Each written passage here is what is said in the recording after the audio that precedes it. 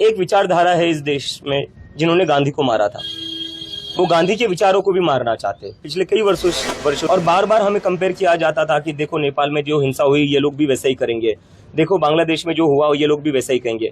और मैं बार बार यही कहता था, जब पूरी दुनिया है तब सुप्रीम कोर्ट को आगे करते हो अपने गलत कामों के लिए, और जब आपको कोर्ट कोई आदेश देता है, जब आपको कोर्ट कोई चीज कहता है करने के लिए, आप करते नहीं हो। तो एक तरीके से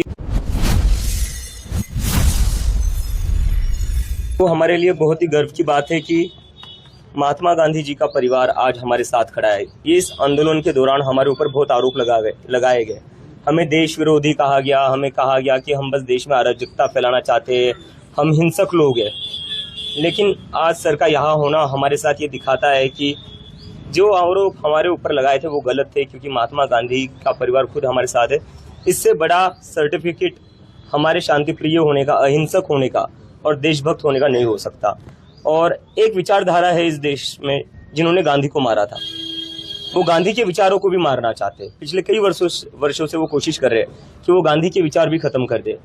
लेकिन जब तक ये देश रहेगा गांधी जी के विचार कभी खत्म नहीं होंगे। गांधी जी इस देश की आत्मा है।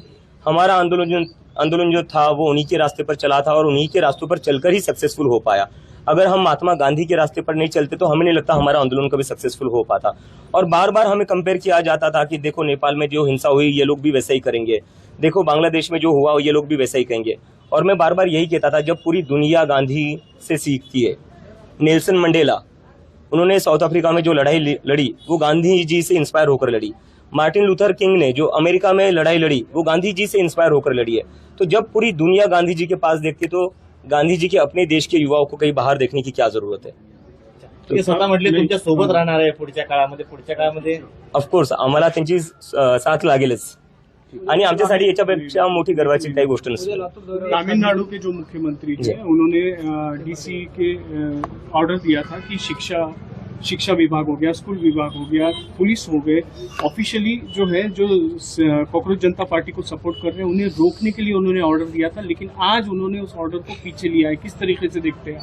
नहीं, ये तो ऑर्डर आना ही गलत था, क्योंकि क्यों किसी को आंदोलन करने से रोकना चाहिए? ये तो फंडामेंटल राइट है, ये डेमोक्रेटिक राइट है। तो ऐसे ऑर्डर्स तो मतलब कहीं ना कहीं दिखाते हैं कि आपको लोगों से डर लग रहा है, जो लोग अपनी बात रख रहे हैं उससे डर लग रहा है। तो ऐसे तो ऑर्डर्स नहीं आने चाहिए और उन्होंने वापस लिया तो अच्छा किया, उन्होंने वापस ले लिया।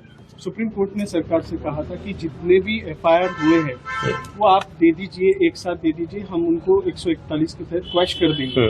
लेकिन सरकार ने वो दिए नहीं है। क्या 25 जुलाई को जो सरकार ने देश के सामने वादा किया था वो पूरा नहीं कर रही, ऐसा लग रहा है आप? बिल्कुल, ये सरकार कहीं ना कहीं धोखाधड़ी कर रही है देश के युवाओं के साथ। और अगर ये लोग नहीं मानेंगे, पहले तो ये सुप्रीम कोर्ट का बहाना बना रहे थे जी, सुप्रीम कोर्ट को बीच में लाकर ये सुप्रीम कोर्ट का बहाना बना रहे थे कि सुप्रीम कोर्ट की वजह से हम केसेस वापस नहीं ले सकते। और अब सुप्रीम कोर्ट खुद कह रहा है कि हम केसेस क्वैश कर देंगे तो इन लोगों को दिक्कत क्या है? तो मतलब यही तो हम कह रहे हैं ना, एक जो चीज है जो हम बार बार कह रहे हैं, इंटेग्रिटी ऑफ द इंस्टीट्यूशन। अब जब चाहे तब सुप्रीम कोर्ट को आगे करते हो अपने गलत कामों के लिए, और जब आपको कोर्ट कोई आदेश देता है, जब आपको कोर्ट कोई चीज कहता है करने के लिए, आप करते नहीं हो। तो एक तरीके से ये लोग कोर्ट की इज्जत ये तो खुद ही नहीं कर रहे। और ये चाहते कि, मुझे लगता है ये लोग इतने ज्यादा खून के प्यासे हैं ना, तो ये शायद वेट कर रहे थे कि जब किसी का खून होगा तभी इनको लगेगा कि नहीं यार अब कुछ हुआ है। तो किरण रिजिजू जी क्या चाहते थे? किसी की मौत हो जाए तभी वो ब्रूटैलिटी एक्सेप्ट करेंगे। पूरी दुनिया ने देखा है दिल्ली पुलिस ने कैसे बच्चों को मारा है, पीटा है। लेकिन ठीक है, किरण रिजिजू की आंखों पर चश्मा चढ़ा हुआ है।